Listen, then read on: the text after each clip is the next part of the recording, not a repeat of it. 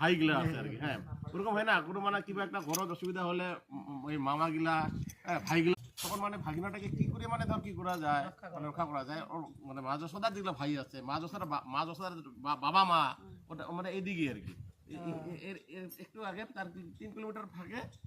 মা যশোদা তখন মানে ঘরে আলোচনা করলো কি করে আনে আমার গোপালকে রক্ষা করা যায়। ওখানে তো অসুর যাই থাকে, মারি থাকে অংশ টিং টিং লেখা মানে ধর কতগুলো মানে ধর পড়া ঠরা বন্ধ। বাবা শ্রীকৃষ্ণ যেখানে ওখানে তুলসী দেবী, হ্যাঁ না, তুলসী দেবী এখানে সাক্ষাৎ তখন থেকে আছে, ওই মন্দিরটা তখন থেকে আছে তুলসী দেবীর মন্দির। তুলসী দেবী হলো কি শ্রীকৃষ্ণের মানে ডেকোরেটর আর কি। রাধা কৃষ্ণ যেখানে লীলা হয়, শ্রীকৃষ্ণ ওখানে কি সাজা দেয় আর কি, কুঞ্জ সাজা। এখানে রাধা কৃষ্ণের মিলন হয় আর কি, এই গুপ্তকুণ্ডের পিছন দিকে আর কি।